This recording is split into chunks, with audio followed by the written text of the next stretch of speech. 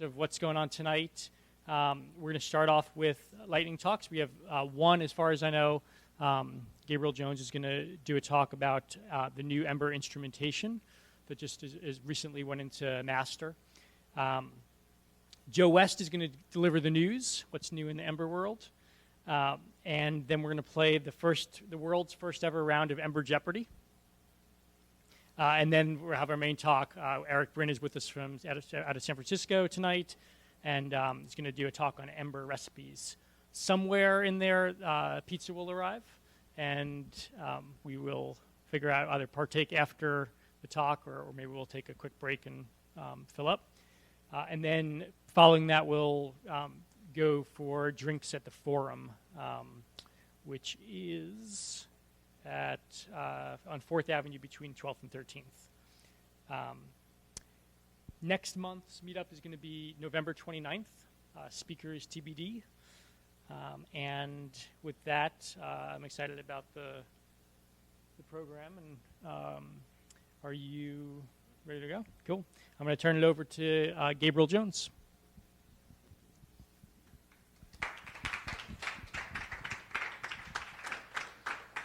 Hello, everybody.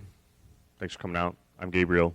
I work with Luke and Jorge and Stefan, who's not here, on the YAP team. And I'm going to talk a little bit about Ember Instrumentation. All right. First, I'll bring up 10 days ago. Come on, you. This was committed to the... looks like it was committed to master, I think. This is the Ember Instrumentation code. And like everything Ember, the best docs are in the code, so we'll go over that real quick. You have... I'm fairly new to instrumentation myself. I haven't done it in other projects. I've seen it before. I've seen profiling and stuff before, but YAP has introduced me to. We use it in our Ruby code, and we did our own instrumentation in Ember before this came out. Basically, for anybody that doesn't know, instrumentation is where you you kind of mark up your code saying that this might be of interest to some other concern about the app. Usually, in the case of instrumentation, it's for profiling, for saying this is a piece of code, and I want to see how well the performance, how long it takes, how often it's run. But it can be used for other things, like one of our uses of instrumentation is to send a similar event, or to capture an event and send it off to our analytics for funnel reporting and so forth about who uses it and how they use it, and the conversion rates. The nice thing about instrumentation is you don't have to worry about what you're going to do with it. You just say, this might be interesting to some concern in the future, so I'm just going to instrument it. And Ember Instrumentation allows you to do that with your client-side Ember code. Another interesting point of note is that this is in Ember. See if I can get it real quick here. This is to be found in Ember 100 pre-2, which was uploaded 2 hours ago. So at first it was only in latest, which was updated a couple days ago, but it's cool that we actually have a release for this. So the syntax is that in your code, when you want to instrument something, you wrap it in this block here. And then you give it a name of what you want to render, or what you want to call the namespace for your instrumentation. It uses this kind of hierarchy system, a dotted namespace. So you can either, in this particular case, you could subscribe to render.handlebars or just render, and then you would get everything render.whatever. Your function can receive a payload. It has to give, you pass in a payload of whatever object you want to be able to be accessible to your subscribers. You pass in the function. This is the function that wraps the code, and I'll show you an example of that, of how that changes your code from going non-instrumented to instrumented. And then you have to pass in the binding context. Usually this is this, so that the code in here has access to this that you had before you instrumented it. Okay. So what do I have? Okay. So here I found somebody else's fiddle that had this. It looks like some kind of a student role. Shows teachers and their students. So it's a very simple Ember app. It's got a couple of models: a student model, a teacher model, a couple of views for each of those models, collection views on those views, and then 2 controllers: a student's controller and a teacher's controller, and then I guess the teacher controller, student controller, and that's it. And then I added an action called toggle here, which is toggle attendance, and then up in here in the handlebars, I added a button. So these buttons. So when you hit the button, it calls this action. Where did I put that? Put it on the student. Same name here. This is the action name. Gets called on the view, and then it toggles this Boolean on the student model up here, and then there's a class name bindings to that, and then the class name for that sets the background of the list element here, so I can mark different students here and available.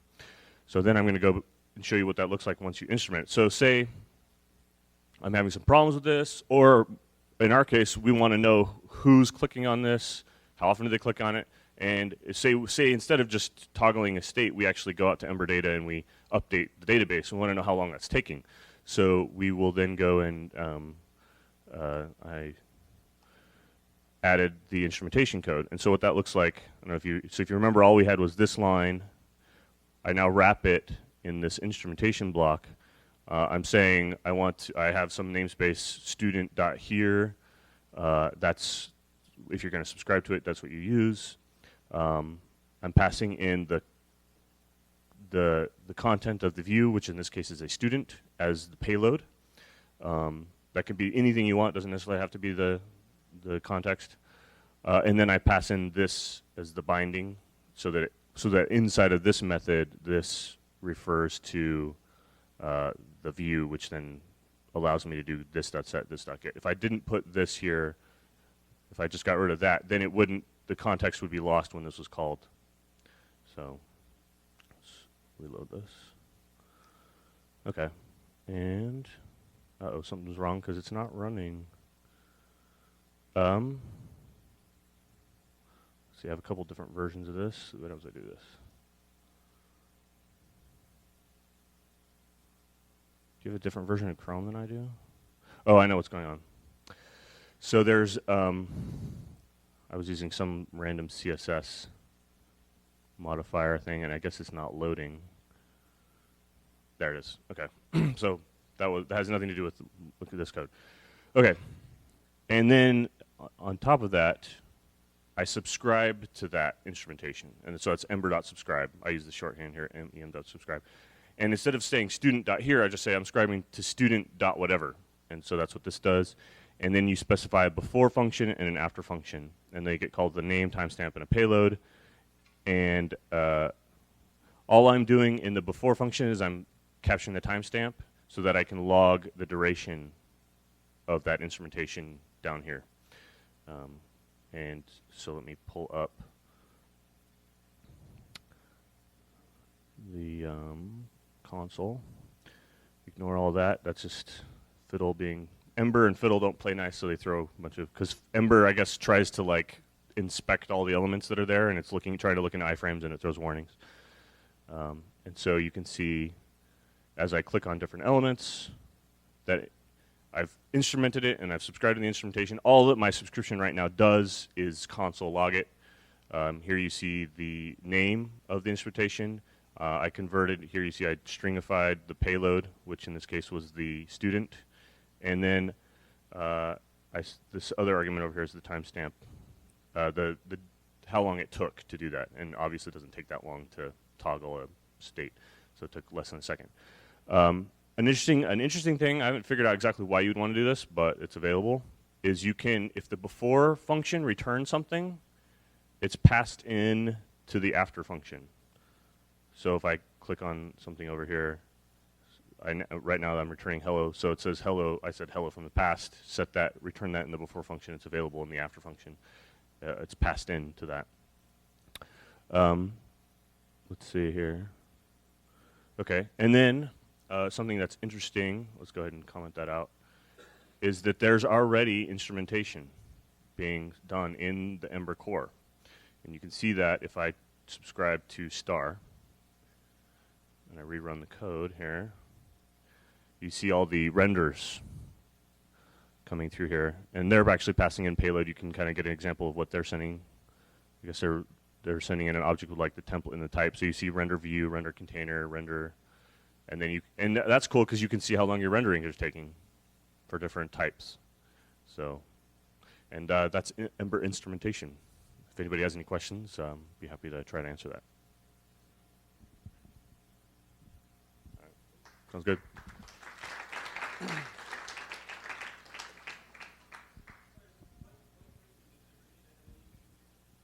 I don't know. That's a very good question. The question was, does Ember, and the answer from Eric is not yet. But, I mean, you could easily wrap your own calls out to Ember data in those instrumentation blocks, but it was probably a good idea. Cool. Thanks, that was great. Joe, do you need to be hooked up? Okay, cool. I got to fix a couple of things on Ember Jeopardy.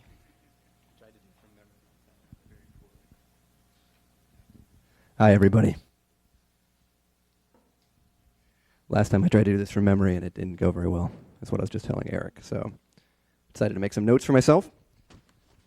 I'm going to tell you what's going on in the Ember world since our last meetup. There's a lot of things that go on because the project is very fast moving and lots of people are working on it.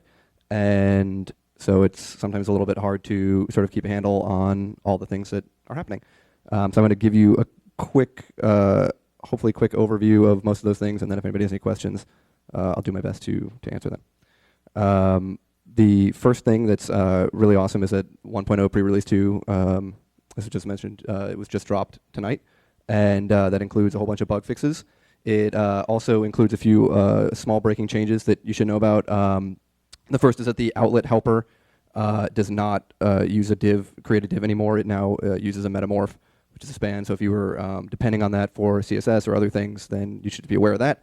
Another relatively significant change is that CP default, there's a couple of environment variables that were being set with the goal of making some of these future changes happen more easily. They were CP default cacheable, and which is computed property, short for computed property, and view preserves context.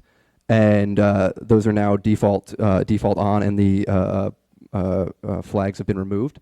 What those mean are that when you make a computed property, you previously, way back when, had to apply a cacheable call to the end of that to make the property be cached. That's now happens by default. And if you want to turn that off, you just use volatile instead. And so that's I don't know who whistled for that, but that's crazy exciting. If you liked that, you're going to love the view preserves context.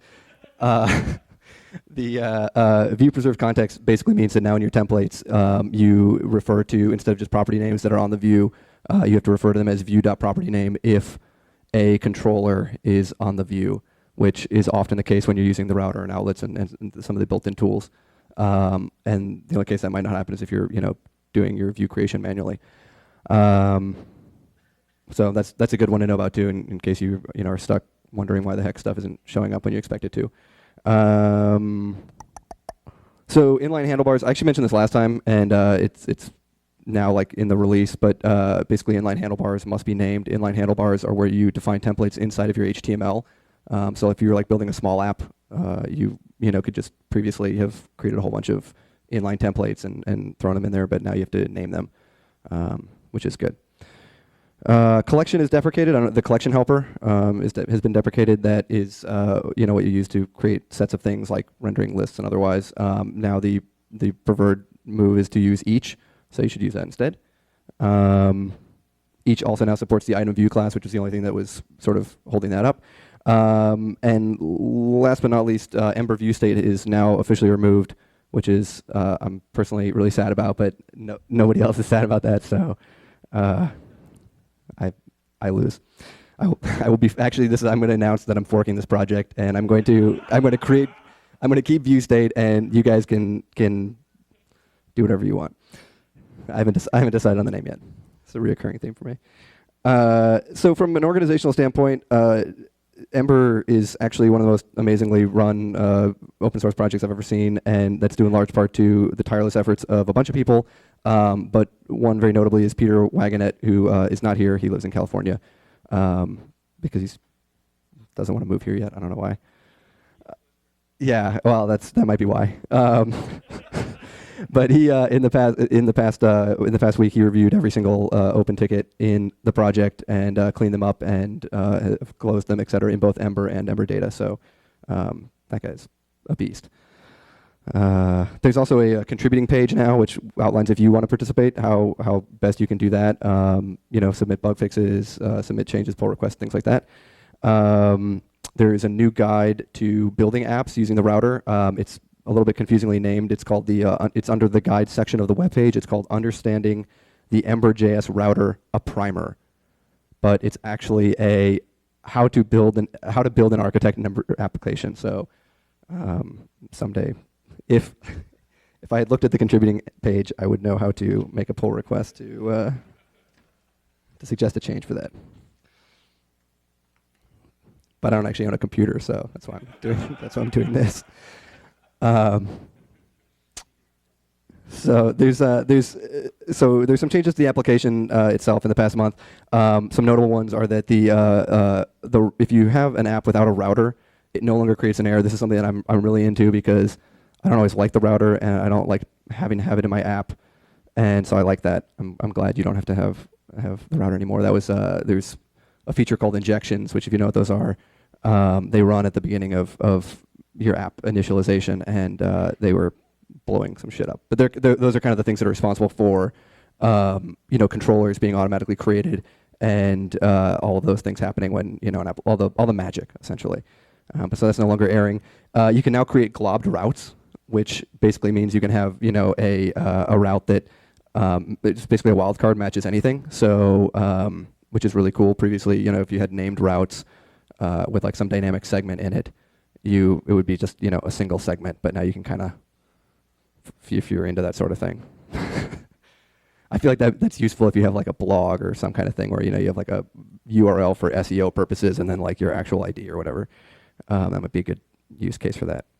The Instrumentation API just dropped, which is actually awesome. I'm super excited about that. I hadn't gotten a chance to look at it, but it's going to make life much easier for anybody building an app that is complicated. There's also the dependency on browser window has been removed, which means that Ember now plays nicely with AMD and CommonJS and probably Node, although I don't even know what you're doing if you're doing that.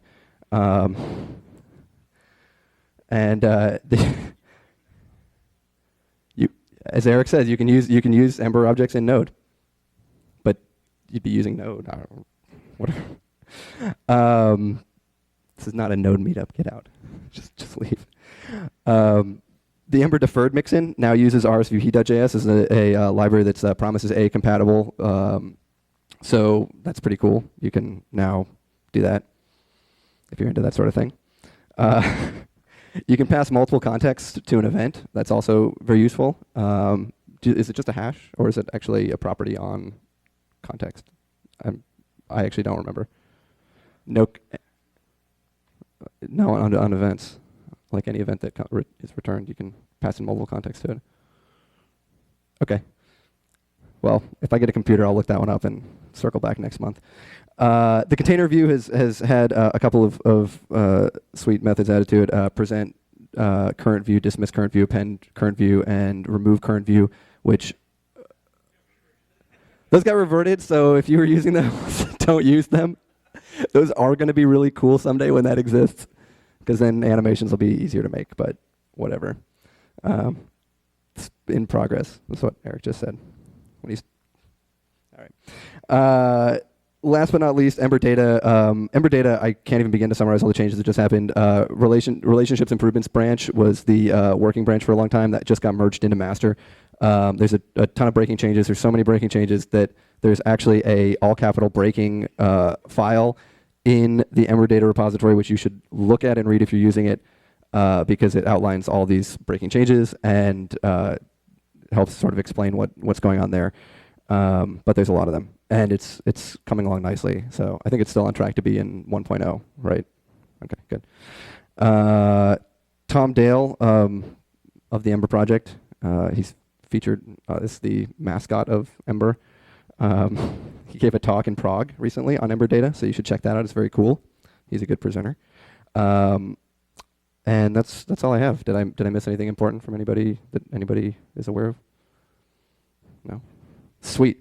All right, so that's my wrap up. I want to give a quick shout out to Bradley Priest, who puts together a What's Going On blog post, which is also a good thing to check out. He usually does it like every week or so. So if you want to be tracking this stuff a little bit more in real time, besides these meetups, he does a good job of that. Chris and Luke also, Chris Selden and Luke helped me out with this a little bit too, contributing some items beforehand. And once again, my name is Joe, and if you have any questions or further things, let me know. I'm working on a cool email project, and so if you're interested in that, come find me. And it's a rich client app, so using Ember. So this guy.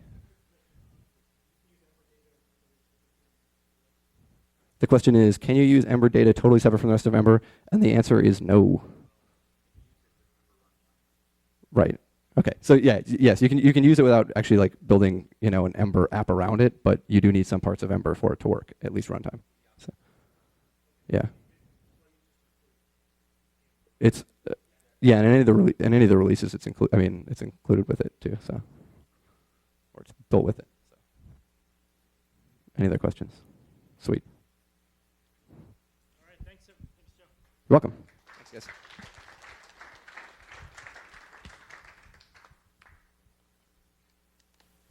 All right, you guys ready for Jeopardy? I don't even know where this idea came from, actually, but I think it's going to be fun. And if you were paying attention to Joe's notes, he gave away some of the answers, or the questions, I should say.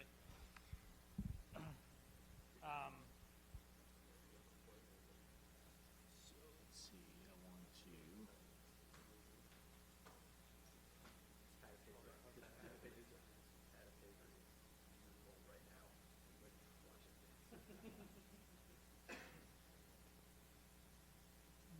Okay, let's try this. Play. All right. So, here's how this is going to work. Joe, can I borrow that computer you got there? I'm going to need that. I will need a pen. So I've got about, I don't know, 30 to 40 questions in here, answers, I should say. And we have, we've been lucky enough to have some prizes to give away, thanks to the team at Travis CI. I didn't know that sound was so short. Let's just get that going again. So,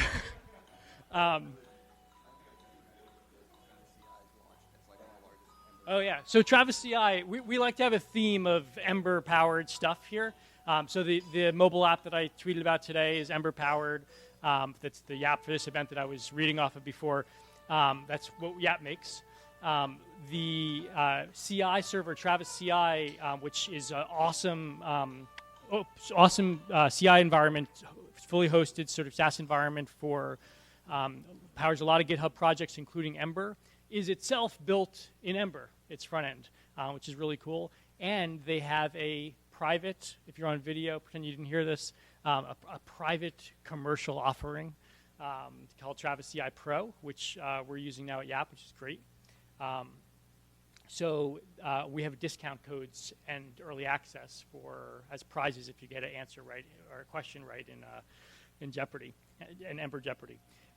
And I I had a couple of stickers, but I think I left them at the office. So it'll just be Travis CI Pro. So what we're going to do is I'm going to email you the coupon code and directions if you're a winner.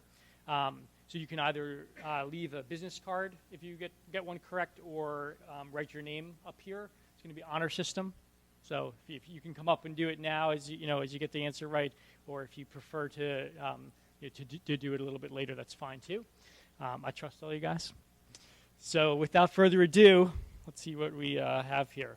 This Ember project is dedicated. The Ember project is dedicated to eliminating this, often found in legal documents and the Java programming language. Raise your hand if you have an answer.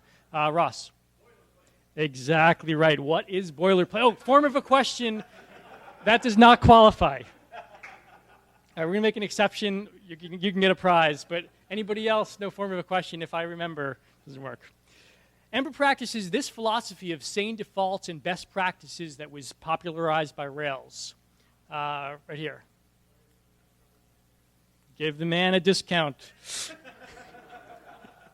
You should use this class when you want to programmatically manage a collection of child views. Matthew. That's not where we were going. That's not what the judges were looking for. Anybody else? If you want to programmatically manage a collection of child views.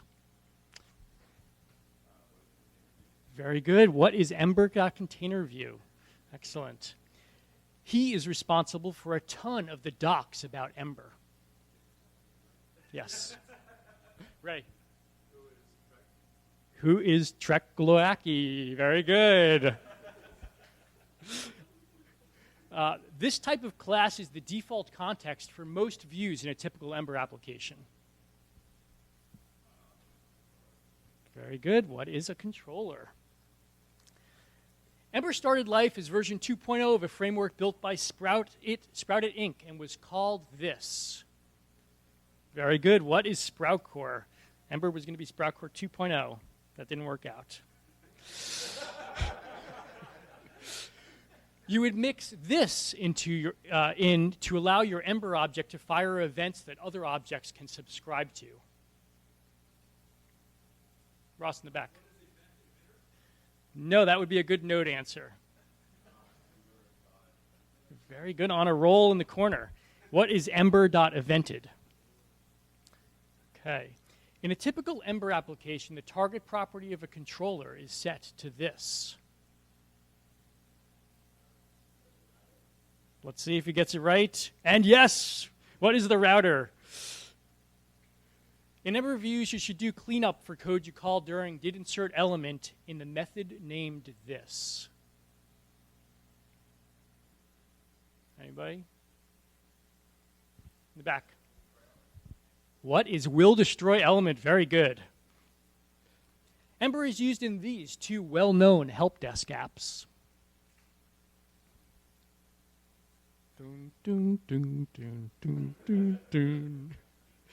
What are Zendesk and Desk.com? We have a veritable corner on the help desk market with Ember. This mustache type is also the name of Ember's templating engine. In the back. Very good. What is handlebars? He is the most prolific committer to the Ember.js project with 418 commits. Joe. Very good. I think it's Wagonet, but maybe you're right. No, it's Wagonet. All right, I stand corrected. This new async library was recently used to implement Ember.deferred, if you please. There's a clue there. Yes. Very good. What is RSVP.js? You see what I did there? A little Alex Trebek style. If you please see the play. All right. This test framework powers Ember's test suite of over 5,500 tests. Trace. What is QUnit is right. This Yap employee was called Ember's performance wizard by Yehuda Katz. Ross. Very good. Who is Chris Selden? Ember Data supplies this class, which maintains references to loaded records and acts as an identity map.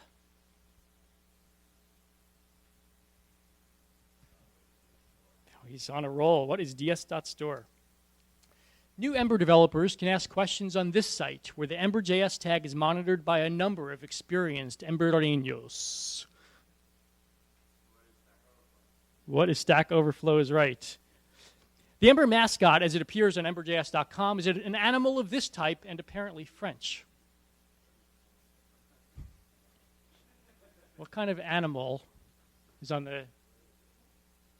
That's an excellent, that's a pretty good guess. I had what is a hamster, but is it a hamster? Oh yeah, because he's got a wheel in one of them. A chipmunk's a good guess. The hamster bears a striking resemblance to this member of the Ember core team, who is also a co-founder of Tilde Inc. I think I heard this one muttered from over here. Who is Tom Dale? Oh, good. The Ember View, we're almost done here. The Ember Views package has a dependency on this popular JavaScript library. What is jQuery? Very good. This class allows Ember data to communicate with many different types of backends. Oh, right in front with the beard. What is DS Adapter? Very good. Ember's router is a subclass of this class, which helps to manage the current status of the application. Very good. What is Ember.StateManager? Which, incidentally, Joe was talking about being able to construct an app without a state manager, without a router, I'm sorry. One of the things that you can do, which we recently did, is that if you have an older app that's using State Manager and you want to sort of move towards the app initialized world and use register injections and stuff, is you can pass a State Manager in as the router, and everything pretty much just works, which is pretty nice. Ember breaks ranks with many common JavaScript libraries that practice truth in this. Eric. That's right. What is DOM? Truth in DOM is gets you into a world of hurt. Ember relies on this purpose-built library. This is the last one and perhaps the toughest. Ember relies on this purpose-built library named for its shape-shifting properties to manipulate DOM ranges rather than specific DOM elements. Matthew Beal. Very good. If you got one of these answers correct, pat yourself in the back, put your name on this sheet of paper, or leave a business card on there, and we'll get you your discount in the email. Thank you for participating in the world's first Ember.Jeopardy.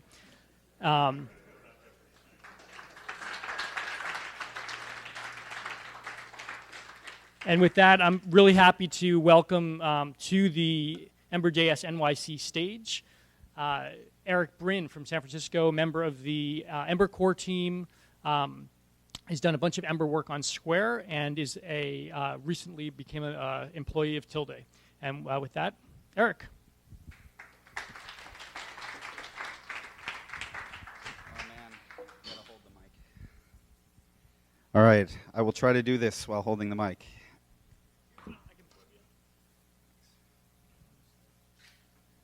It's on this side.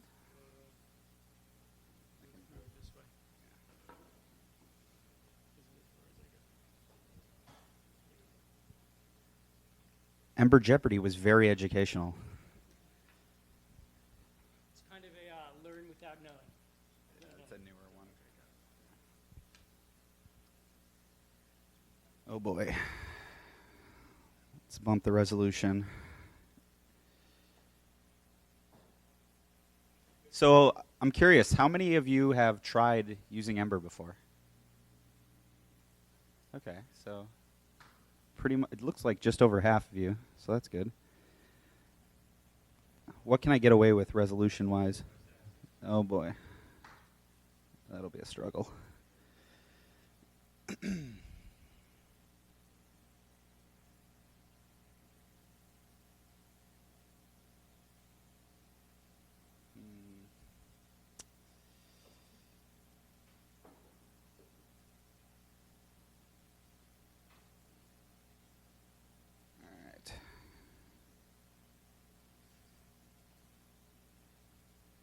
This is going to be difficult.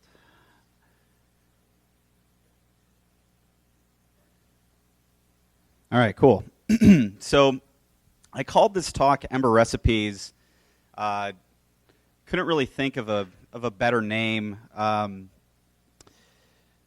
let's get through the introduction. I'm an Ember.js core team member, live in San Francisco. I've been working at Square for the last year as a consultant, helping them build Square Dashboard, which is their logged-in website, built completely from scratch in Ember, uses a lot of the same APIs that their iOS and Android clients use. And as Luke mentioned, I recently joined Tilda, the company founded by Yehuda and Tom and Leah and Carl. So this is a pretty technical talk. Feel free to ask questions as we go along. As I was alluding to, the goal of this talk was to share some of the solutions that we've come up with at Square to a few common problems. You know, it's tough right now. The project's early enough that it's hard to find a lot of apps, complex apps out there that have their code open source. Travis CI, thankfully, recently released. It's a pretty complex app, so that's great. So, you know, you can try to look at the minified source of the Square app. You might glean some things, but I'll try to communicate some of the, you know, a few interesting patterns that we've been able to, that we're working on extracting. And hopefully these things eventually find their way back into core Ember or at least official projects. So I like to talk about three things primarily: internationalization, validation, and performance. And again, I'll do a QA at the end, but feel free to interrupt me and ask questions as we go along. So internationalization is something that, you know, most small apps won't ever have to deal with. But if you're building a big app, I think it's important, in my experience, to start building for it, even if you only support one language. It's a little bit of extra work up front, but it really pays off. And we actually just recently launched in Canada, so we have to support French and international English. So we've got 3 languages now in our app. And when we built the dashboard, we built it with, you know, completely extracted strings. And we used a project that came out of Zendesk, actually, called Ember I18N, which is really simple. I'll show a demo in just a second. We also developed translated properties mixin, which I'll also show, and we have a nice integration with our validation system into our internationalization system. So, all right, let's do a demo. This is going to be difficult.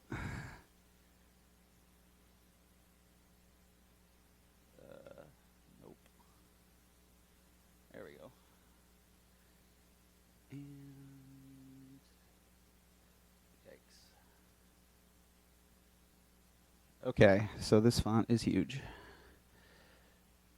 And the colors aren't that great, but so Ember I18N is pretty simple. It basically exposes 2 functions to your application. One comes in the form of a handlebars helper. That's this T helper here, and you pass it a key path, which corresponds to a path inside of your translations object. So hello here refers to hello from the template. You know, I wonder if it's not too hard to switch the color theme here, because it's pretty bad. What do you think? That's a little better. So the T helper will take, you know, your translation path, and it also deals with interpolation and bindings. So here I'm passing in a name, which will then populate the name portion of the translation. It also supports counts, and if you include a library called cldr.js, you can deal with internationalization of pluralizations. So you basically can define what your translation would be for one or many in English, and then in other languages they have several different forms, and it deals with that pretty nicely. So this is the most basic usage of Ember i18n.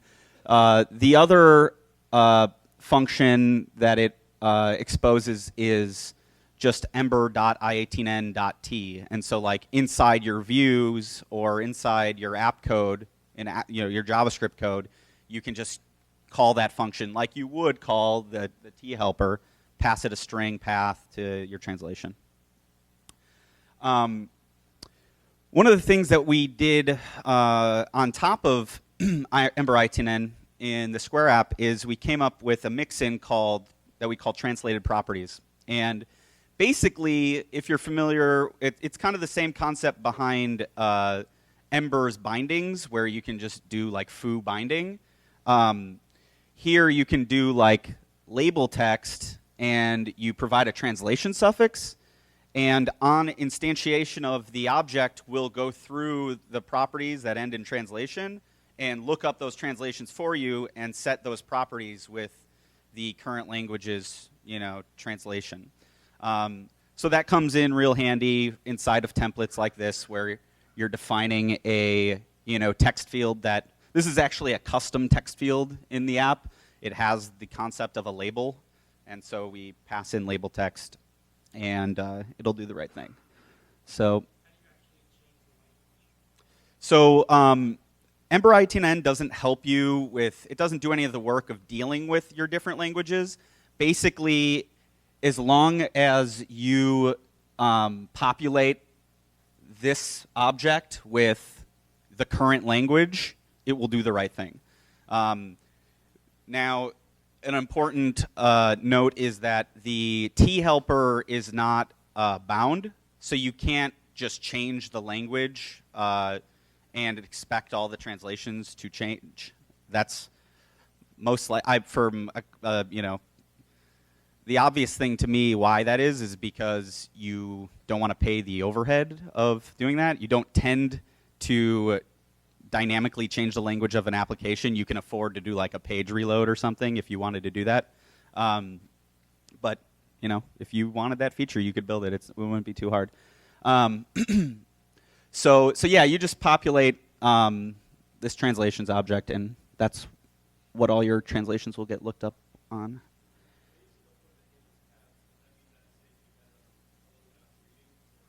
Yes. So this is actually a feature that we added to Ember i18n, which allows nested objects.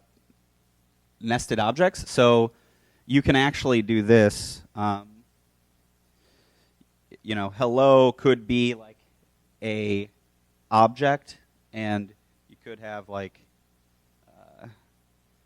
greeting or whatever, and then you could do like hello.greeting. And that's actually a really cool feature because we tend to use it inside of our reusable views. And so we'll have a key that is the equivalent of the class name. So it could be like text field, or, it wouldn't usually be text field. It would be like something like the items view or something. And then all of the translations that are specific to that control would live inside of that key. And then, all the translations would look up with that as like the root. So to show you just a quick demo that this works, this is that T helper output right here, and this is the text field rendering the label text.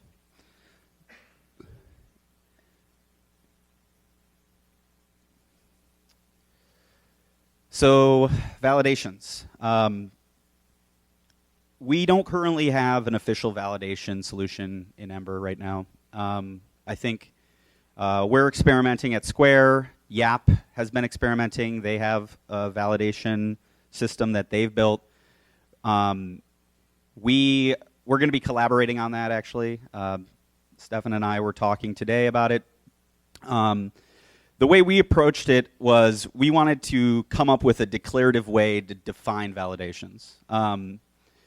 Luckily we don't have super complex validations all over the place. There are a few places that they're kind of complex, but we would like to keep with the Ember way and make them declarative, make them easy to read.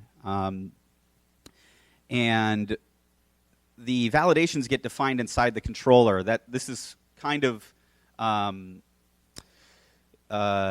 you know, for those of you that are that have used Rails, you know, you'd think, oh, geez, like validations are in the models. Why are you defining them inside the controller?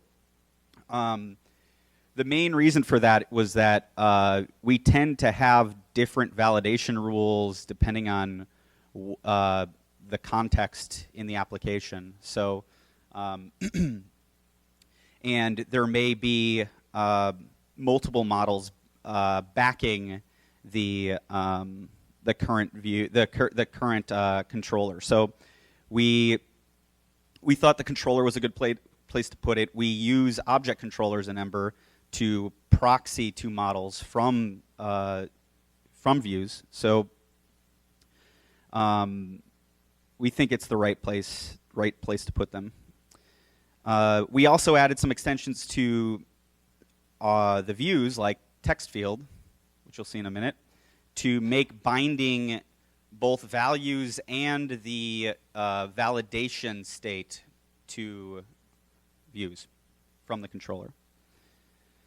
So let's jump into some code.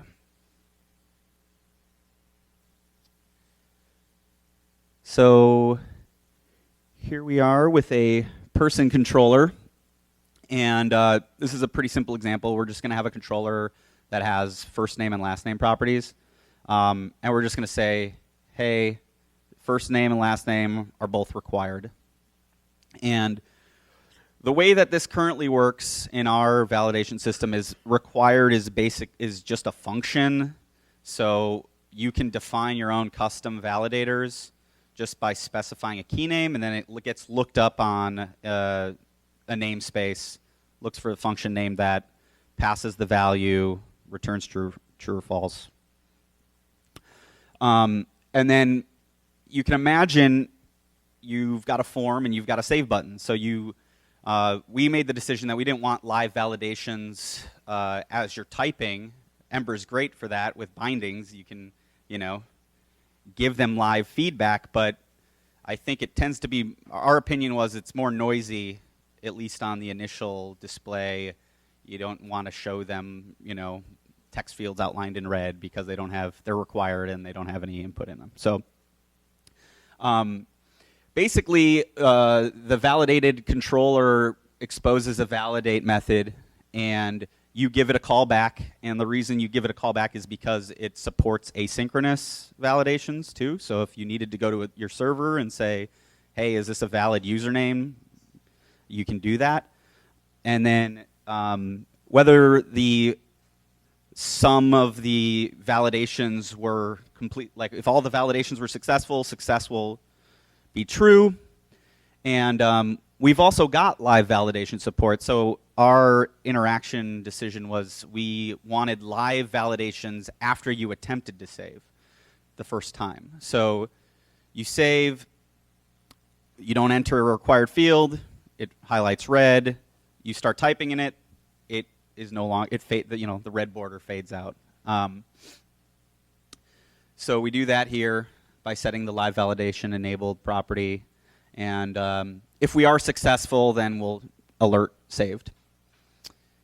And so I'll skip the flash message at first, but basically we've got a custom text field on our app, and you just specify the field name, and that will automatically do the equivalent of value binding equals first name, and is invalid binding equals validations.firstname, that is invalid.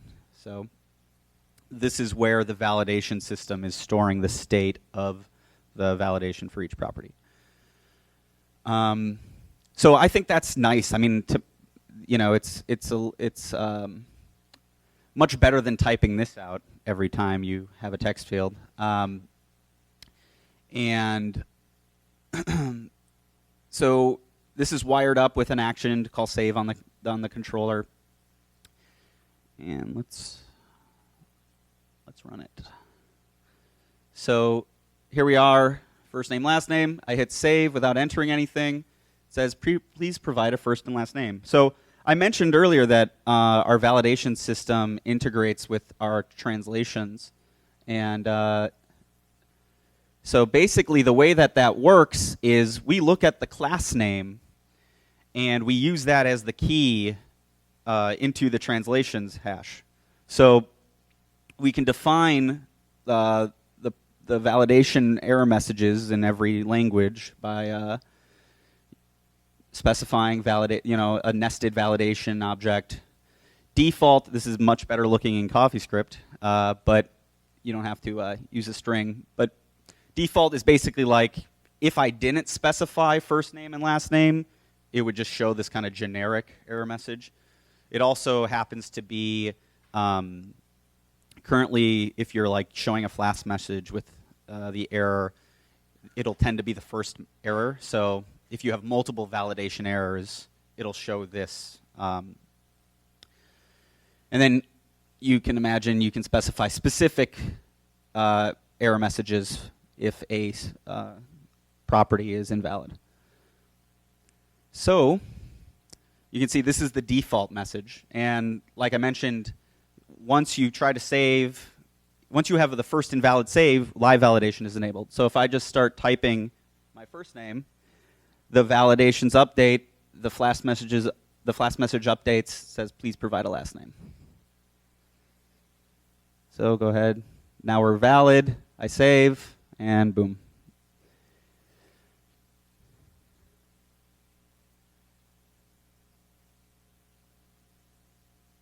So, yeah, go ahead.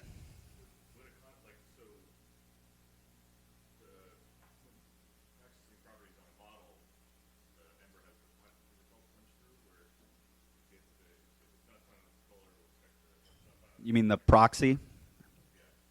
Object proxy? Would that make sense in validation? Like, if the validation is defined on the controller, it looks at the model for validation? Yeah, so the idea is that you're defining, since your view is talking to the controller, your controller is responsible for managing the validations because it's providing data to your view. So in this example, it was really simple. I actually specified the first name and last name properties on the controller itself. But in most circumstances, the model would be specified as the content property of the controller, and then all any properties that don't exist on the controller will be looked up on the model.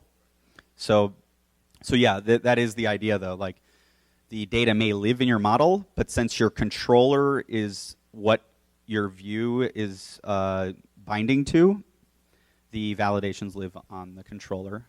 If you have the same, the punches or something, you have the properties, but those also design validation as well. Like, so if validation is defined on the controller, it will look in the model. Yeah, that's actually something that that Stefan and I were discussing today. You know, some people think there's in general, like I said before, like, you know, Rails defines validations on the model. You know, in my experience, that's been tricky because if you're, you know, you might have a user and in their profile view, they must enter their name.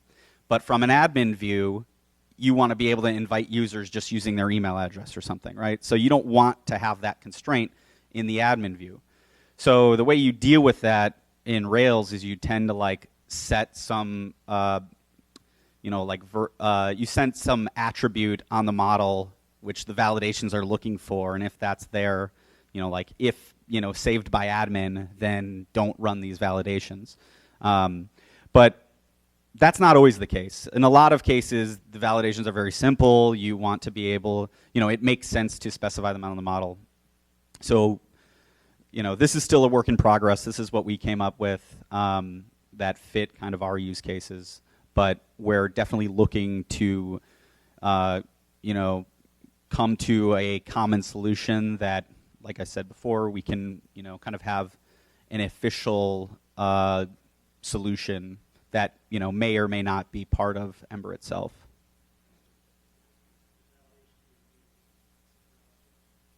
Yeah.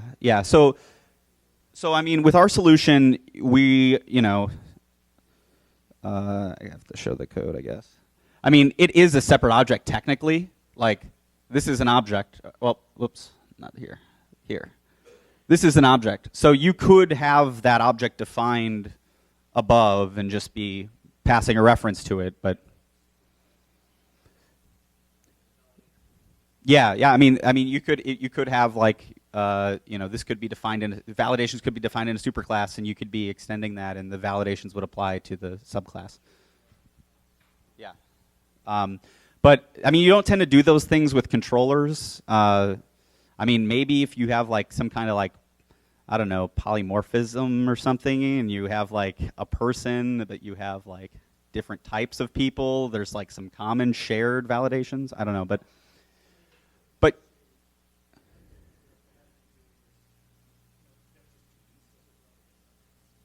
mm-hmm. Yeah. So, we're feeling, we're trying things out, trying to find what feels right. And, if you guys have suggestions, feel free to get in touch. Did you have a question, or? Okay, nice.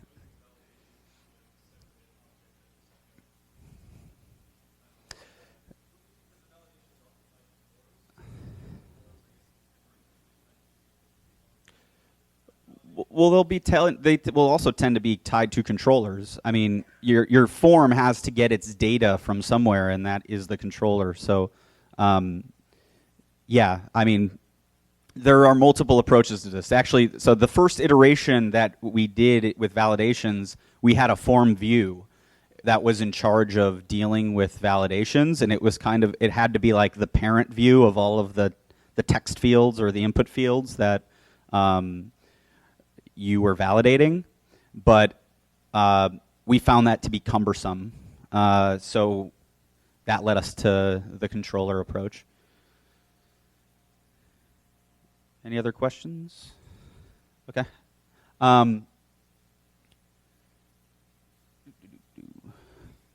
So, like I said, still a work in progress. We want to have an official solution. If you have ideas, get in touch. We would love to hear them.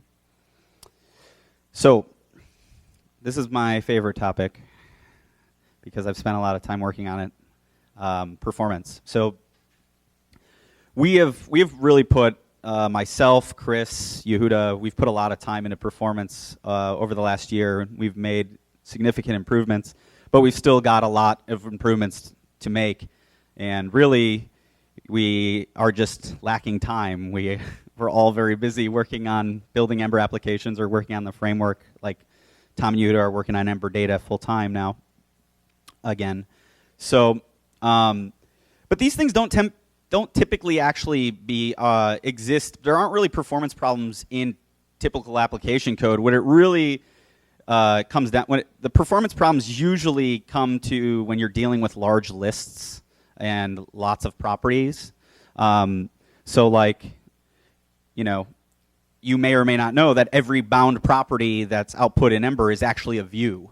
So whenever you're using handlebars with a property name, that's actually creating a view. So, you got a 500 item list, there's 10 properties in each row, that's 5,000 views. And so that's 5,000 Ember objects that you're creating. And, Ember objects aren't the cheapest thing. They support, there's a lot of work that goes into supporting bindings and observation. So one thing we did recently to help with this situation is we introduced a core view class, and it's a lightweight view that doesn't support children. We use it for the bound property output. So your typical handlebars property, it's now a core view, and that gave us a 2 to 3x performance improvement. But there are some strategies for working around this. If you're rendering large lists and you need to boost the speed of that, there's a few different strategies. One of which is to use just plain handlebars. So you may or may not have known, you can use a plain handlebars template in a view, in an Ember view. So, obviously, if you're using plain handlebars, it doesn't have the concept of bindings, so your whole template will be unbound, and you'll also not be able to use any of the Ember handlebars helpers or use views inside of it. But that may fit your use case depending on what you're doing. And if you want to update that, you can call re-render on the view, and I'll show you how you do that. So this is how you define a view with plain handlebars. You just basically use handlebars.compile instead of ember.handlebars.compile. And let's say, so this is a view that just outputs foo, but imagine if you were outputting several properties. You could set up an observer that observed all of those properties, and maybe they rarely change. So you don't want to pay the cost of creating all those views when you're rendering them. You would rather just pay the cost of re-rendering the whole view when those things changed. So you can just set up an observer and call re-render on the view. There's also an unbound handlebars helper, which is really great for properties that will never change. So for example, in the Square app, we have a payment list. And once you've taken payments, those payments will get refunded, but their price and their itemizations will never change. So why are we going to have those be bound? It's just a waste. So we use the unbound helper there. And again, just like with the plain handlebars templates, if you want to update them, you can call re-render on the view. So that looks like this.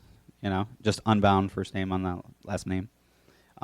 There's a pull request out for an unbound block helper, which lets you output several properties. So you may be thinking, gee, what if I want to output a bunch of properties and have them observed, and if they change, just re-render the whole view? And so that's an idea that I had, and we're calling it the group helper. So you get the performance of using unbound, and then you just pay the cost of re-rendering the row. So it changes the granularity of bound property output. So you could imagine you may want to re-render on the, you may want to re-render the LI, not, a specific property in the LI. And the way this works is it will re-render the group block. So you have first name, last name. This looks just like unbound, right? It basically does the same thing as unbound on the initial render. And if any of those, but what it does is it also sets up observers for you. So if those properties change, it will re-render this whole group. And the nice thing about this is that you can nest views inside of it. So, and the group property descends down the child view hierarchy. So, in this example, let's say street 1 changes inside of the address view. Rather than re-rendering the whole group, we'll just re-render this view. Basically, we go up to the nearest view, and we'll re-render that instead. So there's a lot of people that are excited about this. It's still a work in progress. I think we would like to see this in for 1.0, though. But sometimes you have just really large data sets, and these techniques are great, but if you are dealing with something on the order of tens of thousands of rows inside of a table or a list, you need another solution. So typically those solutions are pagination or infinite scrolling. And that's a really easy solution, infinite scrolling, when you don't have to support seeking to a specific row in the list. So in our use case at Square, and I'll show you the app in a second, when you have like a row can be selected and there's like an editor pane on the side. So if you're like hitting the back button, if you're like selecting rows that are at different, areas in the scrollable content, you hit the back button, we need to like seek to that position in the list. And with infinite scrolling, that's pretty difficult to do. You basically have to pay the cost of rendering. If you're doing it like in a non-sparse way, you have to pay the cost of rendering up to that point in the list. So I've been working on something that I call the Ember list view. If you're familiar with Sprout Core has a class like this, Sprout Core SE list view. If you're familiar with iOS, it works a lot like the UI table view. The idea is that we reuse child views. So rather than paying the cost of creating views for every single row, we only create as many views that are necessary for the current visible area of the list. We use some techniques. We use the technique of rows being absolutely positioned inside of a relative container, and I'll show you an example in a second.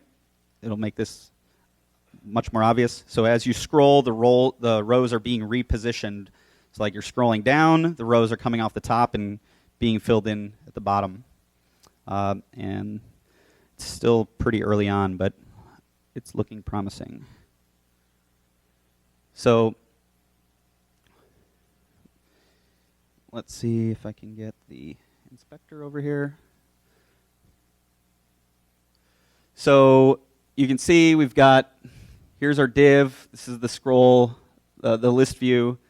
Here's all the rows. If I move it over a little more, you can see that they have an inline styles, and the top is being set to specific pixel coordinates. So as I scroll, you can see that those rows are getting repositioned. So like, you can see that this view up here, if I scroll down one more, it's now like coming up from the bottom.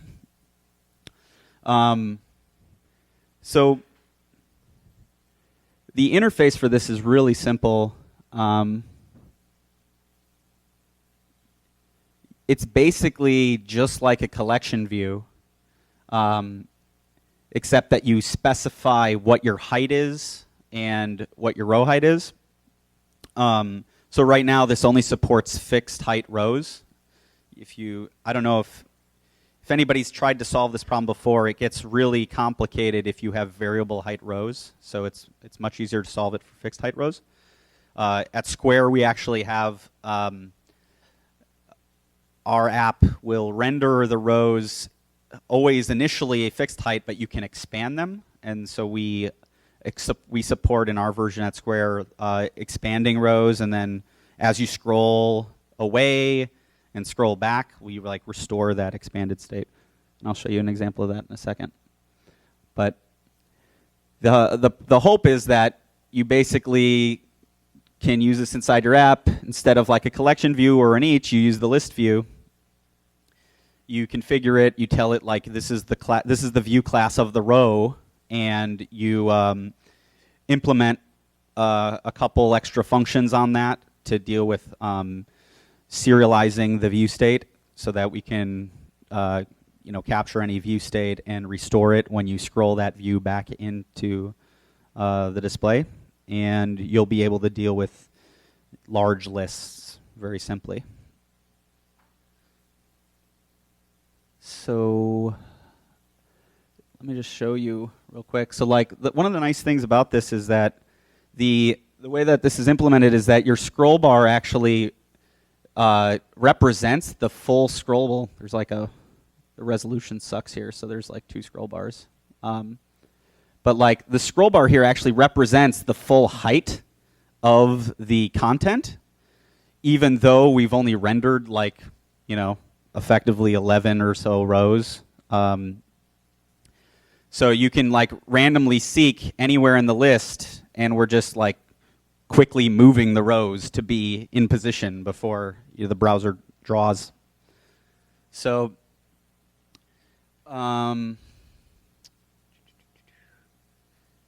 any questions or anything? Yeah. Yeah. So you have to specify the height of the actual list.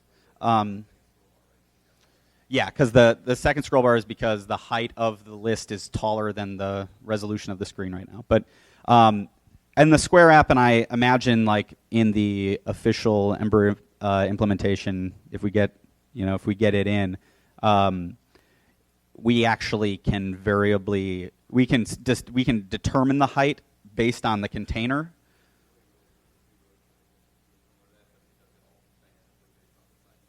Mm-hmm. Yeah. Cool. Well, we should talk. So yeah, I feel like there was something else I was going to show you about this. Oh, I was going to show the Square app.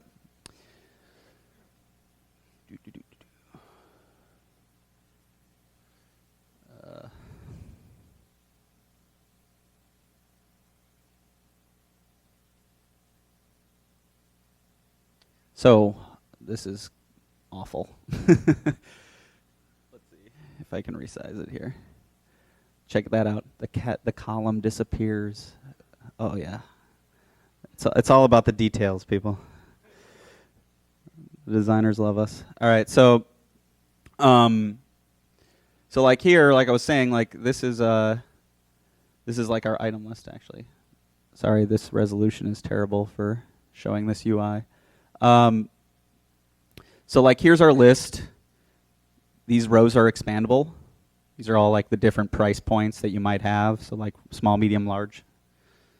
So you can click a row, you get your editor on the side. You click this bad boy, you get a little pop-up. You can change the color. You can change the abbreviation. All this stuff is getting synced to the iPad. So when you're using Square Register on your iPad, you can make changes on your computer and vice versa. They'll get synced. Yeah, live synced. Yeah, we've got a pretty interesting sync API that uses proto buffers, and so we've kind of got this like crazy. We're using Ember data for this also, so we've got this crazy Ember data adapter that deals with kind of converting from the proto buffer conventions to the Ember data conventions. So like I was saying, you can scroll this list and like you can choose an item here. Oh, and if you change anything, we prevent you from navigating. This is a great use of the state manager or router. You can do this kind of stuff since you have truth in JavaScript and not like truth in the URL. When you click a row, you're triggering an action on the state manager. You're not changing the URL, so you have the ability to hook in and prevent the user from losing their changes.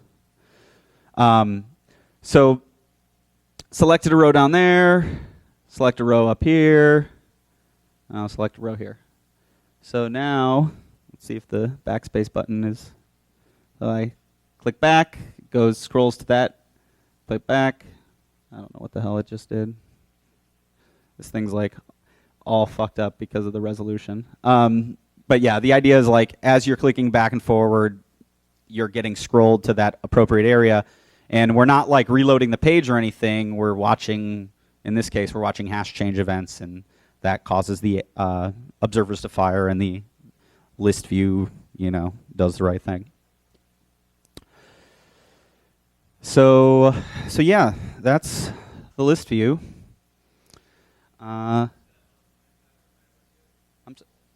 What's that? So we actually don't support this like items interface on mobile Safari. We want people to use the iPad app on mobile Safari. So, and to be honest, like we don't have the manpower to make sure that all of our interfaces are touch compatible. Like the designers are designing for desktop, and so we're really optimizing for that in our app. But we do what we can. So yeah, I think that's pretty much it. Any general questions? Here's what I'd like to do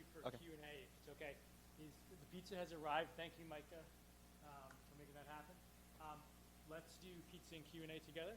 Sound good? Sounds good. So if you'd like a slice, grab one, find your seat, and ask Q&A. I think about the talk or also like general Ember questions. Yeah. Okay too, right? Yeah. Thank you.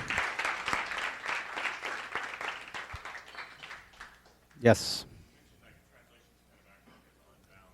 Yes. Was there ever talk of like doing translations even like compile layer?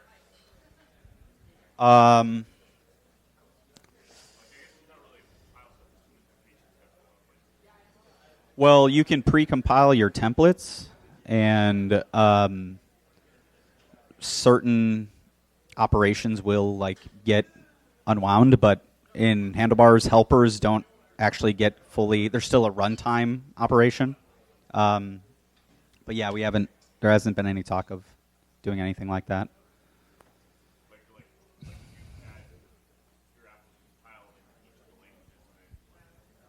Yeah, so Sprout Core does something like that. Yeah, Sprout Core's build tools will actually generate assets for every language, and then you know, I don't know how they send you to that built version, but yeah, it does something like that. So I don't know. The runtime cost for us hasn't been noticeable, so we haven't really been worried about that. Yeah. Yeah, so like we use the Rails asset pipeline. All of our, like every translation, every piece of JavaScript source is in a single file currently. So it all just gets shipped down. Yep. List view, so there's a Square version of the list view, and then there's a version that I'm writing from scratch that I would like to be the official version. And that lives in a branch on my personal fork. But it's very early on. It doesn't support everything that I've showed off in the Square app or talked about. But it does most of the basics. Mm-hmm. Yeah, so the tricky part about variable height rows is that if you want to support variable height rows, you have to iterate the whole content array to calculate what the total height would be. So we were lucky with our design. We actually the rows are the expanded state of the rows never are maintained across like reloads or something like that. So the list always renders collapsed, and the rows are all fixed height in the collapsed form. So it's basically total height is just 56 times the number of items that you're going to display.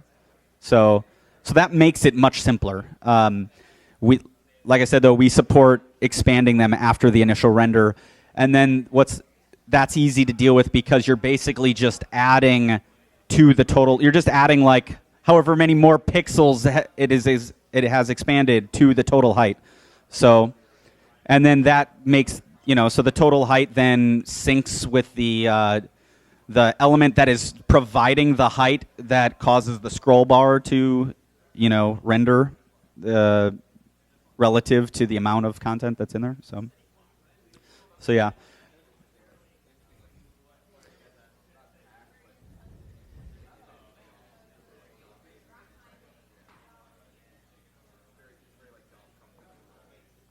Yeah, well, I mean, it's really not anything new. Like, it's not all that different from UI table view or, the typical native solutions to this problem. I think that the interesting thing, like, I think when you tell people, like, oh, this works, but only if you have fixed height rows, we're not used to those kind of constraints on the web. We have been spoiled by the table tag, and it will just automatically lay out based on the content inside of cells. And that's actually like insanely complex and expensive for the browser to do, but it does it for us. But when you have to deal with problems like, oh, well, I want a list that you can scroll completely. I don't want pagination buttons or anything like that. Then, you have to come up with solutions like this. If you didn't care about the scroll bar being representative of the total content area, you could probably get away with having variable height rows and not actually caring what the total height is. But, yep.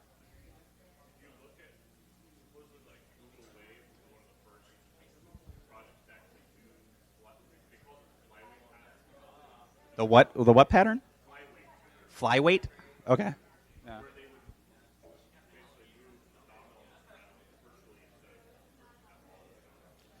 Yeah, I mean, I don't know. Like this is actually like pretty old school from Sprout Core. Like this is like one of the, foundational kind of components in Sprout Core. So, I knew it existed and I knew how it worked in Sprout Core. So I've never actually used it myself, but I knew how it worked. So I, created my own version of it. But yeah, I think it's a pretty, if you're thinking about this problem, it's kind of an obvious solution. If you're spending the time to really try to solve it.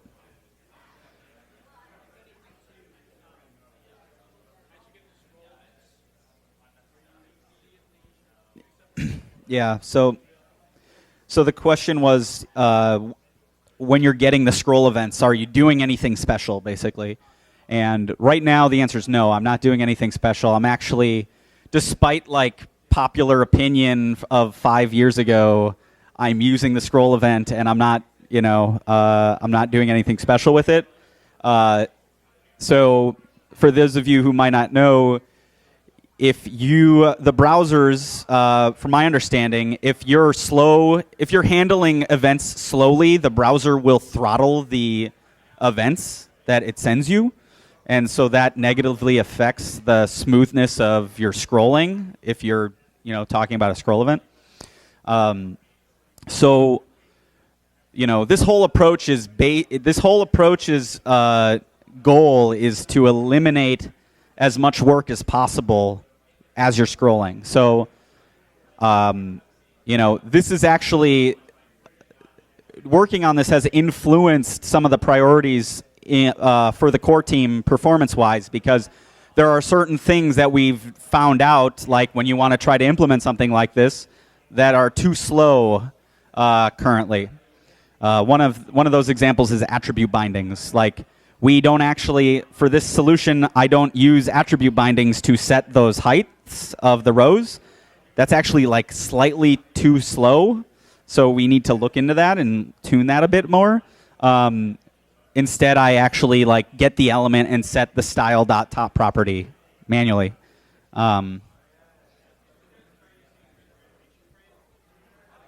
Request animation frame. No. So, I mean, I haven't used request animation frame before. We're not doing anything. I mean, that's a good idea. It's basically, so I've attempted to throttle. I've played with throttling the scroll events. So, like if I'm receiving scroll events at an interval less than 50 milliseconds, like I can probably afford to not actually do the work every single time. Like I'll just there's an alternative approach. Like people like 5 years ago would say, don't listen to the scroll event, use like set interval and monitor the scroll top position of the element, right? So like you can be scrolling and then your set interval will fire and see, oh, you've scrolled this element to this position, so now you react. I guess I could try using request animation frame as an alternative to set interval and just be like, use that as a mechanism for polling for the scroll top, and that might actually get me. I noticed with my interval stuff, like it was a little too slow. It didn't feel as smooth as I was scrolling, because I'm trying to make it look like I'm not doing some kind of hacky thing to support large amounts of data. So obviously the scroll performance is important, but yeah, that's a good idea. I'll try that out. Yep.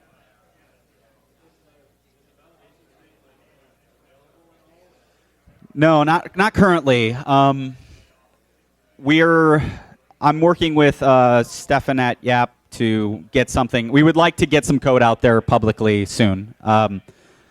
It's really like, honestly, like our implementation is not all that complicated. It's pretty easy to reproduce. I just wanted to kind of show off the API so I could get people thinking about it and get feedback on it.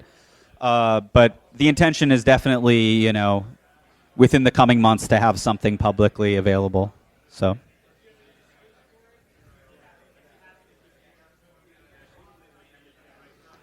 Yeah. So yeah, get in touch. Yeah, I mean, that's a great offer. So take advantage of it. Any other questions? All right. Thank you.